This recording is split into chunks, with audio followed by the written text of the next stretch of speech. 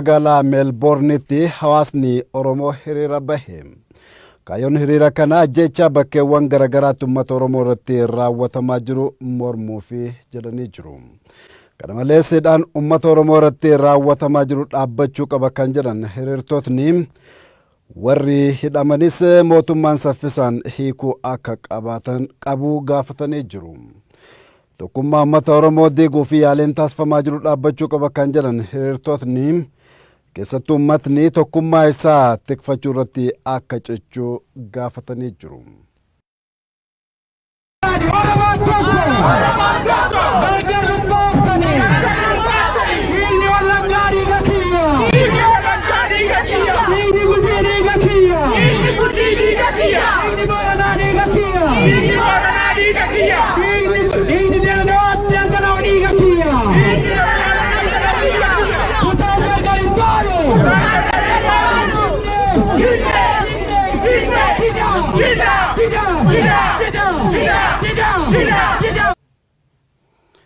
Gaazexoonni biyya Noorwee hedduun miidhamuu artist Hawwii Qananii gabaasaa jiru. Artist Hawwiin poolisiidhaan reebichi hamaan irratti raawwatamuu ishee fi maatii ishee wabeeffatan. Hawwiin kan dhalatte Noorwee keessatti ta'uu isheen lammummaa Noorwee qabdi. Abrahaam gabaasa maddeen adda addaa qindeessee jiru. Kun dimokiraasii biyya isaati. Nama akka harree reebaa tuffachaa gadi qabaa akkamitti namni akka jiraatu fure. Keessumattuu immoo biyya alaatti biyya koo Noorweetti Noobeelii fudhatanii akka biyya dimokiraasii ta'etti deebisanii lammii isaanii akkas gochuun mininginaan kennu.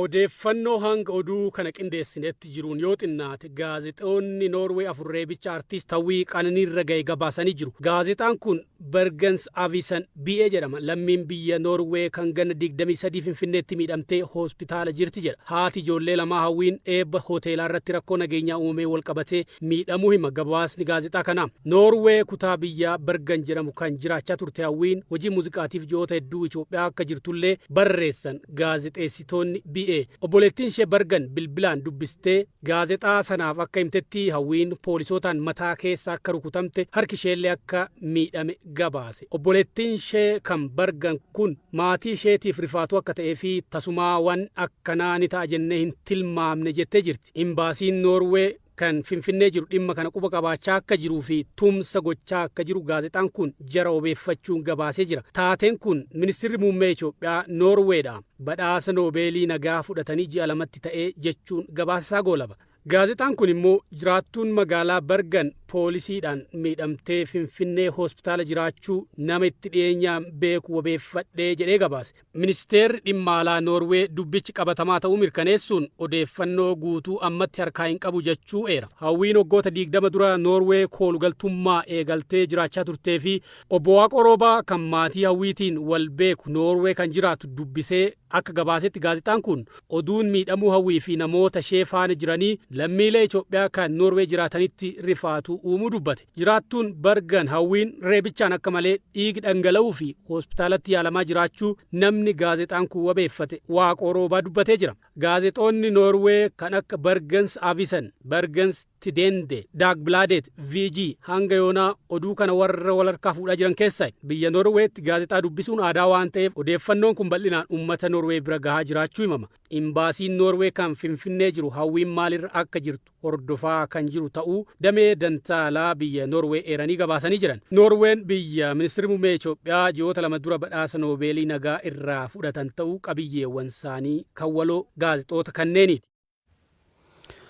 Artist Keekiyyaa Badhaadhaatis gocha seera qabeessummaa hin qabne kan artistoota Oromoo irratti raawwatame ni balaaleffanna jechuun olaantummaan seeraatis akka kabajamu gaafatee jira. Magaalaa Jimmaatti baname. Sagantaa kana irratti miseensotni fi deeggartootni dhaabichaa dammaqinaan kan argaman ta'uun ibsamee jira. Sagantaan saaqinsa waajjira ABO kun yeroo Jimmaan Oromoota biroo irraa adda baasuuf yaalamaa turetti bifa miidhagaa ta'een saaqamuun hireen uummata Jimmaa kan Oromoota birootiin tokko ta'uun kan itti agarsiifame jedhamee jira. Guutuun oduu kanaa kunuuti. Sagantaan waajjira adda bilisummaa Oromoo saaquu magaalaa Jimmaatti geggeeffame. Sirni saaqinsa waajjirichaa yeroo Jimmaan keessatti hiriirotni geggeeffamaa tureefi yeroo uummatni Jimmaa dhaaba biroo akka hin simanne gochuuf yaaliin taasifamaa jirutti geggeeffamuun ilaalcha kana cabsuu danda'eera jedhan dubbi himaan adda bilisummaa Oromoo. Miseensotni fi deeggartootni dhaabichaa dammaqinaan ba'uun sirna saaqinsa waajjirichaa irratti argamuun olola deemamaa ture fashalsiisaniiru jedhan dubbi himaan adda bilisummaa Oromoo Obbo Toleeraa Dabaa. Magaalaa Jimmaa keessatti Jimmaa kan Oromoota godinoota biroo irraa garaagarummaa hin qabu jedhan Obbo Toleeraan. Sagantaan waajjira saaquu magaalaa Jimmaa keessatti akka hin adeemsifamne dhiibbaan garaagaraa godhamaa turus san hunda keessa dabree sagantaan milkaa'aan gaggeeffameera jedhan. Maan iddoo garaagaraatti dhaabichi waajjira isaa akka hin bananne dhiibbaa taasisaa jira kan jedhan Obbo Toleeraan kun immoo faallaa waliigaltee dhaaba isaanii fi mootummaa jidduu tureetti jedhan.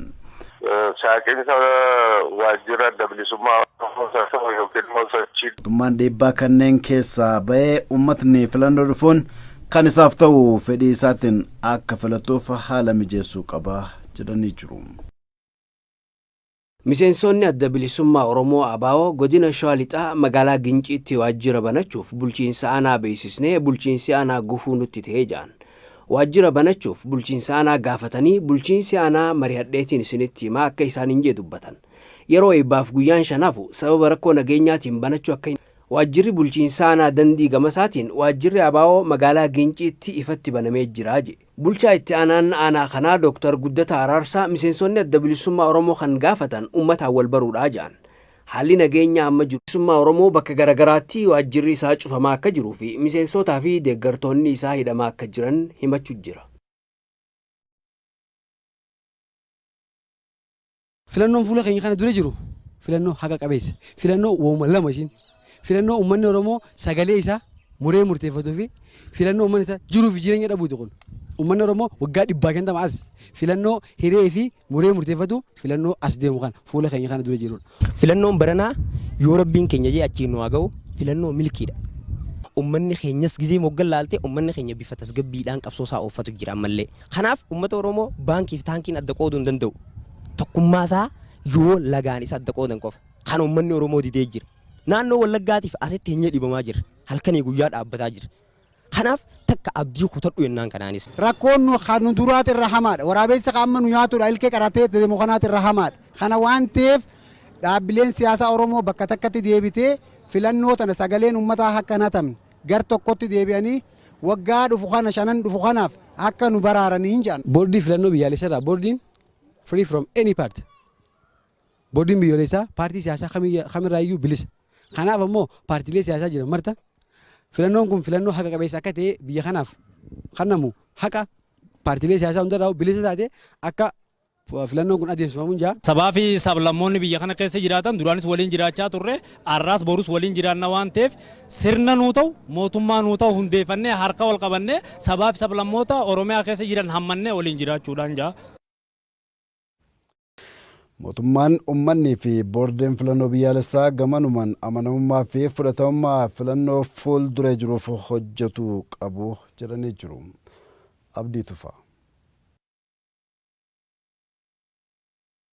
Biyyi teenya Itoophiyaan waggaa dheeraadhaaf sirna maqaa tokkummaa faarsaa saamicha qabeenya uummata bal'aa raawwatuun qorqamaa turuu isii yaada kan laatan hayyoonnii fi barsoonni yuunivarsiitii madda walaabuu fi dillaa obbo Eda'oo Tasaa fi Maaroo Furii akkasumas abukaatoo fi gorsaan seeraa obbo Tashoomee Gadaa filannoon fuuldura jiru kan abdiin guddaan itti gatame ta'uu isaa himu. Filannoon bara 2012 kun akka kiyyatti filannoo addaati jedheetiin ilaala.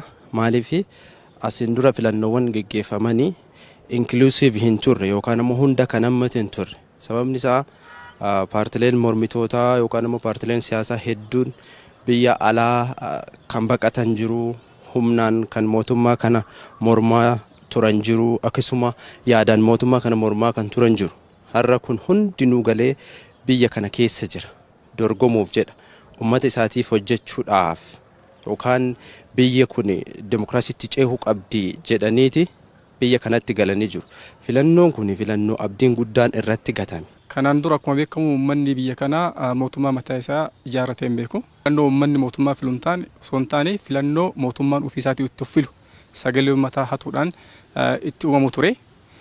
Filannoo bara 2012 ilaalchisee jijjiirama biyya kana keessatti adeemsifamaa ture irraa ka'uudhaan uummanni biyya kanaa abdii qaba. Filannoo kanarraa uummanni waan guddaa eegaa. Filannoon kanaan dura darban walaban turre kan uummanni sagalee isaa waan barbaade ittiin filee deebii quubsaa ittiin argateen turre maqaadhaaf filannoon geggeeffama. Sagaleen uummataa hin hatama. Filannoon geggeeffame jechuudhaaf kan geggeeffamu malee uummanni abbaa isaa ta'u filatee kan ittiin bul'aa ture miti. Abdiin kun immoo kallattii adda addaatiin sakaalamuu mala kan jedhan namootiin kunniin mootummaan uummanni bal'aa fi boordiin filannoo biyyoolessaa filannicha haqa qabeessa gochuudhaaf gamanumaa cimanii hojjetuu qabu jedhanii jiru. Qaamni filannoo kana hogganu mootummaadha. Mootummaan filannoon kun walaba akka ta'uuf qooda olaanaa qaba. Qooda isarraa eegamu sana bahuu qaba. Filannoon paartilee hunda hirmaachisu geggeeffamuu qaba jedhanii uummataafis paartilee siyaasatiif waadaa galanii jiranii.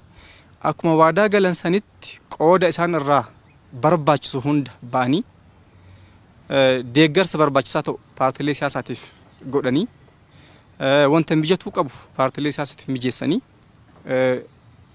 gara filannoo seenuu qaban jedhee amana. Mootummaan kunis amaanaa itti kenname galma geessuuf hojjetuu irraa maquu akka hin qabnes gaafataniiru. Oduu maddeen alaatiin haleellaa baadiyyaa Kaameruun keessatti raawwatameen namootni 22 ajjeefaman. Taatee gaafa jimaataa uumame kanaaf qaamni itti gaafatamummaa fudhatee jiraatu baatus paartiin mormitu garuu waraana biyyattii qeeqee jira. Qondaaltotni waraana biyyattii garuu gaaffii fi deebii madda oduu AFP waliin taasisan qeeqa kana hin fudhadhu jedhe. Gabaasni kan BBC'ti guyyoo warreetu isinitti hima. Nothing is quite what it seems in Cameroon.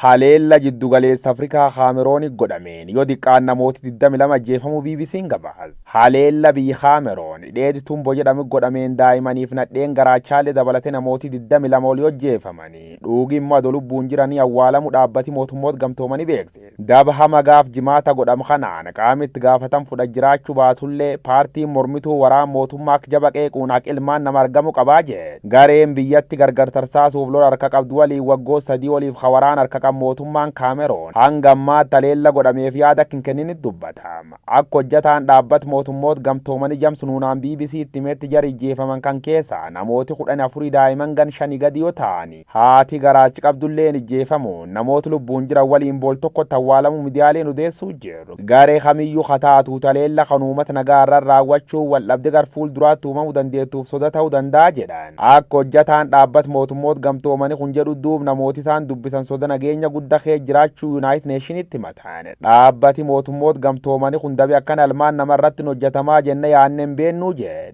Namni sochii siyaasa biyyattii keessa beekamtu qaba Gbooro Baalaa haleella kanaaf waraan biyyattiitti itti gaafatamaa jedhus qondaaltonni waraan biyyattii gaafiif deebii maddooduu ajansi of French Press waliin godhaniin waan kan cuf xaraarratanii morbatan. Akkeen war faranjoota bar 2017 seegi garee mormituu irra qaamoleen nageenya haleella raawwachuu jalqabaniin bood gareeleen addatti hidhatan baay'achaa dhufuut dubbata. Gareen hidhatte sochootulleen biyyaan bazoona jedhan walaboobsuuf qabsaa haturti yoo ta'u walabummaa bitanaallee labsachuu gaazexaa biyyattii tokko waabeeffachuun ajansi of French Press gabaas. Pireezidaantiin Kaameroonaa Paawul Biyyaa garee tanaan shororkeessitoota jedheeni gusse fixuu jira. Wamtaa teefuduu beegi waldhabdeen kun jalqabdas namooti 3 caala yoo ajjeefamanii namooti 70 ol ta'an immoo qe'eef qabeenyi isaan irra buqqa'u miidiyaaleen gabaasan.